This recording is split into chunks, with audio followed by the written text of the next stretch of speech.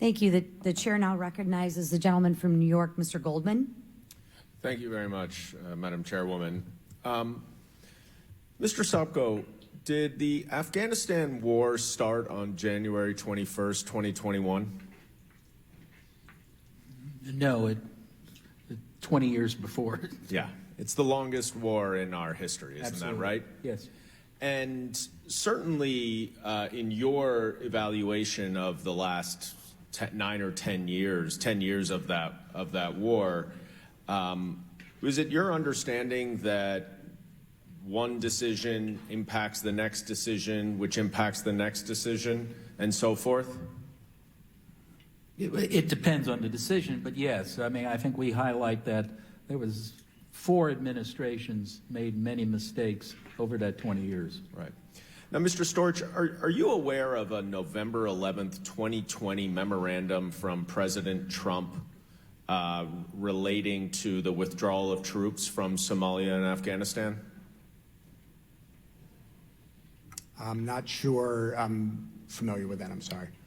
Okay, I find that interesting because it was a memo that Donald Trump issued to all servicemen to withdraw all troops, every single troop from Afghanistan by January 15th, 2021. Does that familiar to you now? Yes, it does. Thank you. Yeah. And do you know whether that was vetted by anyone at the Department of Defense? So that is, and let me explain my initial question. That's not something that our office has done independent oversight on, so I honestly don't know the answer to that. Why not? I mean, it's absolutely incredible that a president would issue an order to withdraw all troops from an ongoing war without consulting anyone at DOD, which is what both Secretary Austin and Chairman Milley have said. Yeah, it's a great question. I really appreciate it because, you know, one of the things that I think underlies the response to that question and just in general some of the issues we've discussed is, as inspectors general, our work looks at the execution of policies and strategies that are set by administrations, regardless of partisan affiliation, right? So with regard to who made which decision and how that was made, that's typically, those are matters for the management and for the administration and the leadership of the agencies to do. Once those policies are set, we look to see whether they're done effectively, efficiently, economically. Thank you for that. Thank you for that explanation. Yes, sir. The point I'm making here, and Mr. Sopko, you've been making this all day, and I think it's a very valid point, which is if we are to conduct meaningful oversight over the war in Afghanistan that lasted for 20 years, we can't just start on January 21st, 2021. Would you agree with that, Mr. Sopko? No, you can't start with the Doha Agreement either. Right. I mean, we had years of problems which put the context of why the Taliban, why the Trump made a certain decision and the Biden administration made a certain decision. Right. The 5,000 members of the Taliban who you just referenced to have been released and then not abided by their promises, in your investigation of the withdrawal, did you determine whether any of those 5,000 Taliban members were involved in the violence surrounding the evacuation? I don't think we had that granularity on that. We just knew that the Afghans said that most of them, the Afghan soldiers and military, but they said most of those Taliban went back to fight. Mm-hmm. But it's certainly possible that some of those would have been there, right? They were fighting. Yeah. You know, this war is very personal to me and my district. I represent Wall Street and 9/11, the World Trade Towers. And this is where the 9/11 Museum lives. This is where the principal attack that led to the Afghanistan war. And one of the things that I'm really struggling with is that we have what is clearly politicized oversight, trying to have a gotcha moment against President Biden. But my colleagues on the other side do not support additional support for our veterans. They did not support the PAC Act. Will the gentleman yield for a question?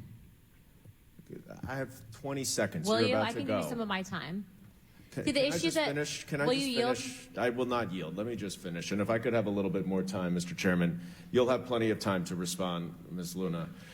The point I'm trying to make here is that there are two significant pieces of legislation that would not only support our veterans by providing more health care, but would also support the many Afghans, the hundreds of thousands of Afghans who helped our troops during the 20 years of the wars.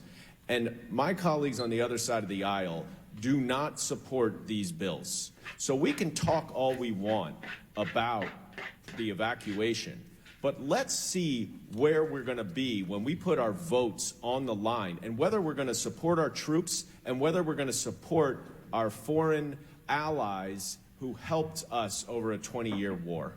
And I yield back, Mr. Chairman. Gentleman yields back. Before Chair recognizes the next speaker, I feel we have to respond to the statement that this is a political hearing.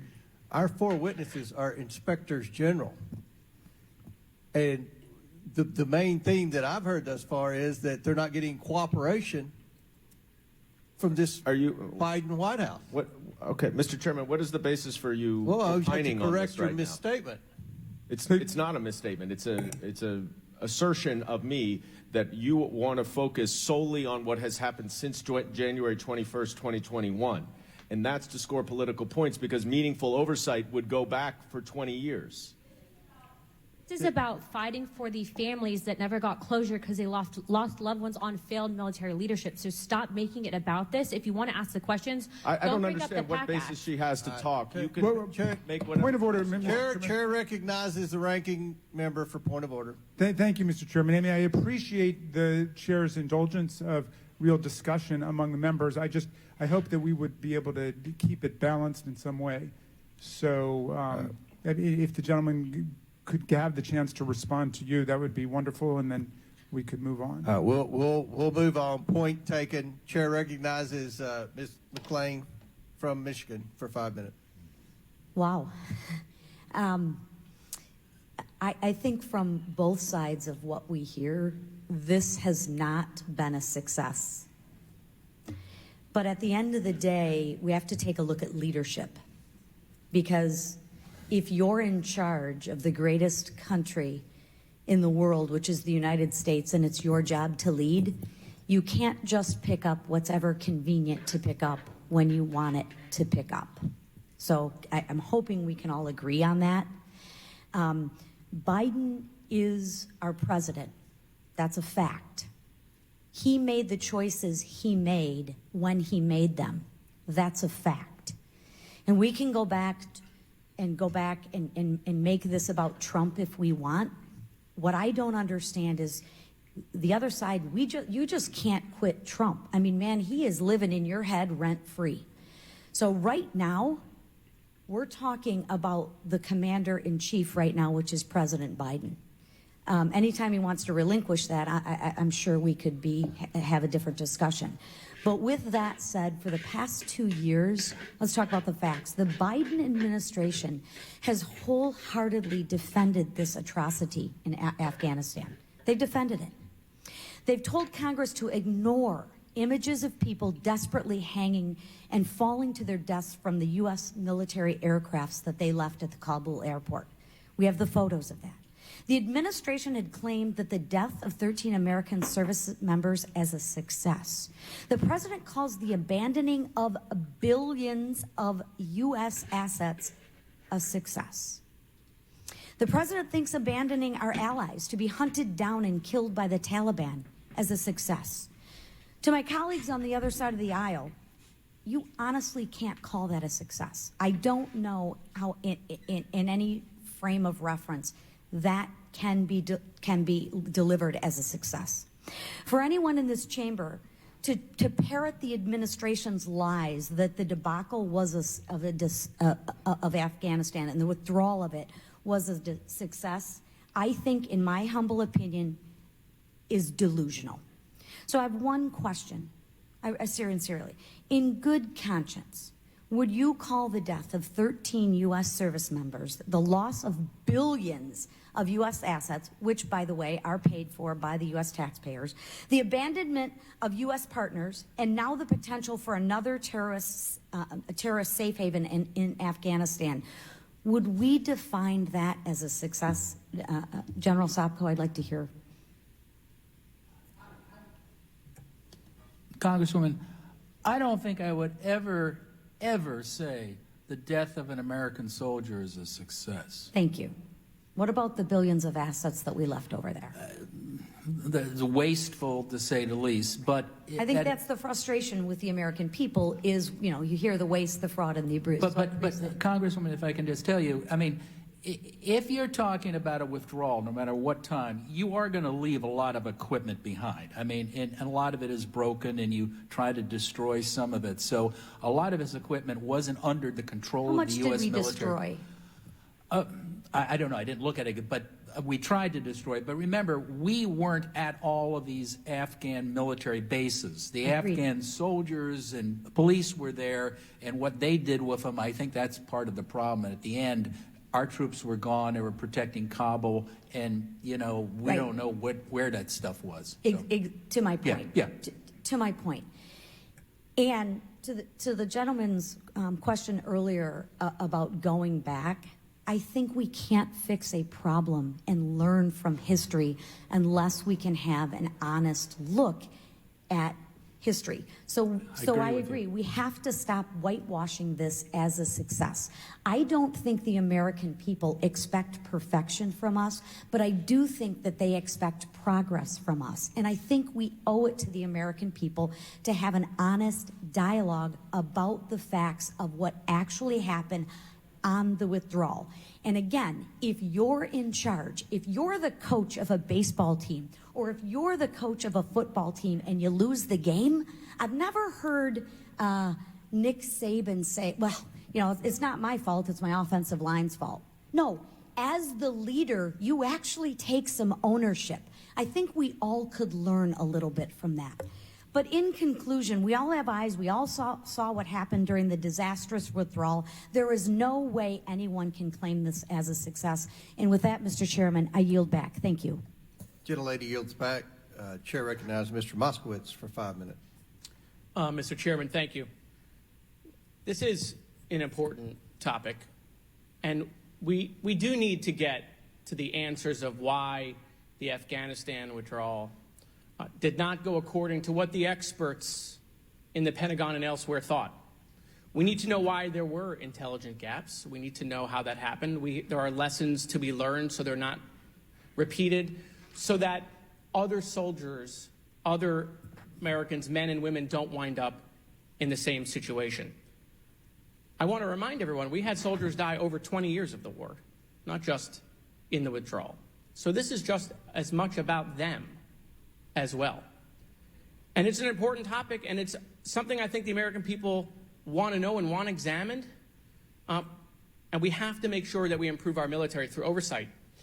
But you know, this committee, who says it's an important topic, we're 100+ days into the next Congress. And this committee thought that before we would talk about the Afghanistan withdrawal, they thought it was more important to talk about Twitter first. And not only did they think it was more important than the Afghanistan withdrawal, they thought it was more important to talk about the hiring policies of the Biden administration. They also thought it was more important to talk about a laptop that was found at Radio Shack before the Afghan withdrawal. They thought it was more important to talk about the DC government and public urination before the Afghan withdrawal. And so I know this is a serious topic, but just look at the hearings we've had before this one. And so it's tough for us on this side of the aisle to accept that this isn't a serious hearing. This was a 20-year war. It was started by President Bush. You remember President Bush. I know many of you have disowned him because he disagrees with President Trump. But 4 presidents, 20 years of good decisions, 20 years of bad decisions. You don't want to examine 20 years You only want to examine, like, the last week. You know, when marriages dissolve after 20 years and they get in front of a judge, they don't just say, you know, everything was great until the last week of marriage. It's crazy. President Trump invited the Taliban to Camp David around the anniversary of 9/11. What? Like, are there any questions about that? Trump released 5,000 prisoners, many that included terrorists, 5,000 Taliban prisoners, many that included terrorists. I thought, Mr. Sopka, you said that it was Secretary Pompeo who negotiated that release of the Taliban prisoners. Is that correct? That is my understanding. It may have been somebody else with him, but I remember that. No, fair enough. And because this committee has amnesia, as we've shown on our COVID debates and other debates, who did Secretary Pompeo work for again? This is another trick question, isn't it? It is. I think President Trump. Okay. Can you imagine, for a second, you don't have to answer this one, if Joe Biden had released 5,000 Taliban prisoners, many of who probably wound up in Kabul that day? Can you imagine what these folks would be doing? I mean, the heavens would open for them based on that. I mean, it would be unbelievable to watch. But they have no questions and never had any questions. And many supported the release of these prisoners. No, they don't want to know what effect that had at all on the fall of Kabul. No, don't look at that at all. Only look at the fact that it happened during a Democratic administration. You know, I'm even hearing some of my colleagues say that they can't get information out of this administration. It's ironic when those same colleagues didn't comply with subpoenas, now complain they can't get information. That's the problem with this place. It's not serious. This is no different than COVID. You guys only wanted to talk about COVID under the Biden administration. COVID was a 3-year issue. And so I'll end with this, Mr. Chairman. It was accused that the Democrats don't want to quit Trump. We'll quit Trump when you quit Trump. We look forward in a bipartisan fashion, quitting Trump together. Thank you, Mr. Chairman. I yield back. Mr. Chairman, I have a unanimous consent motion. I'd like to introduce a November 11, 2020 memo from the Acting Secretary of Defense. The subject is withdrawal from Somalia and Afghanistan. Without objection, so ordered. Chair recognizes Mr. Edwards for 5 minutes. Thank you, Mr. Chair. I can see now why things are so tough to get done up here in Washington, D.C. And I also understand why the folks on the other side of the aisle want to distract this conversation from its true purpose.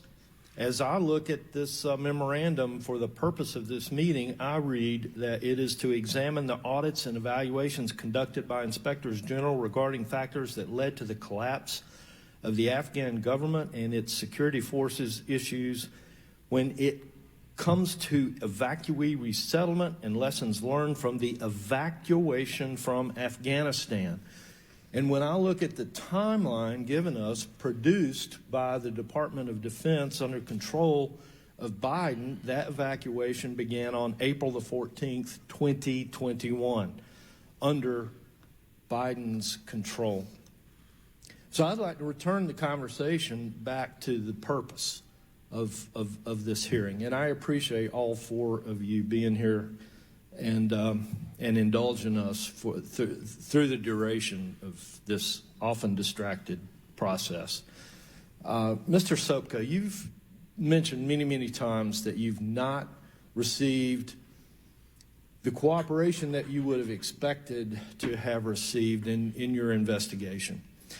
And obviously, while this is the first time I've had a chance to meet you, obviously you've got a long history in testifying before this committee. And so based on that history, what would be the advice to this committee as to what our next steps should be given the obstruction that you are getting from the current administration?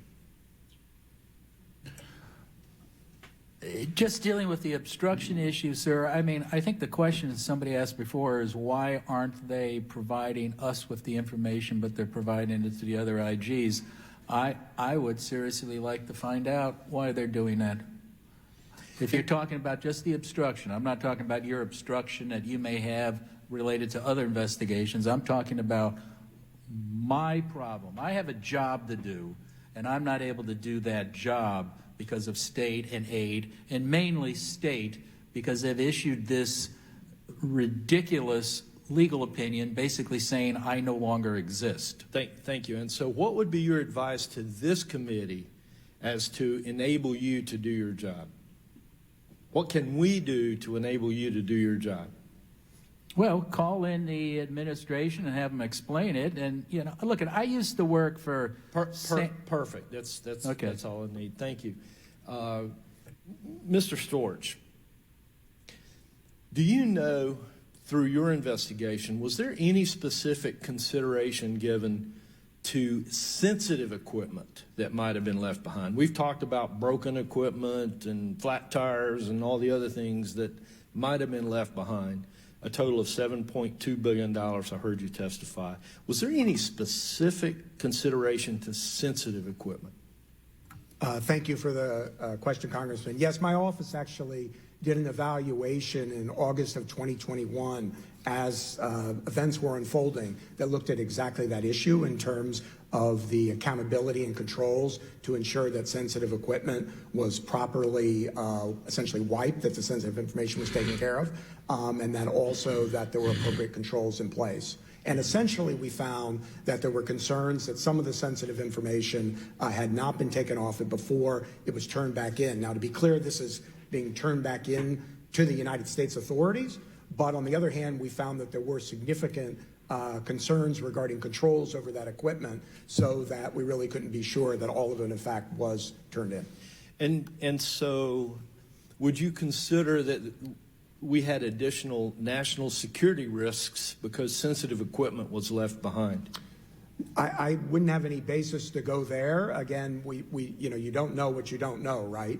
So I can't say that there would be particular national security risks. What our report found was that with the equipment that was turned in, not all the sensitive information was appropriately taken off it, and that there were concerns regarding accountability, and frankly, concerns about accountability as we've both testified, Mr. Sopko and I, about going back years. And so those two taken together create risks, but I couldn't go beyond that. And so if there was sensitive equipment of national security interest left behind, and now we do not know whose hands that equipment is in, then there has to be additional risk. Wouldn't you agree? Well, again, I can't say whether or not there was national security information that would not have been wiped. A lot of this was personal information, medical information, and things like that. But certainly, if you can't account for all the equipment, you can't rule out that possibility. Thank you. Mr. Chair, I see my time's expired, so I yield. Gentleman yields back.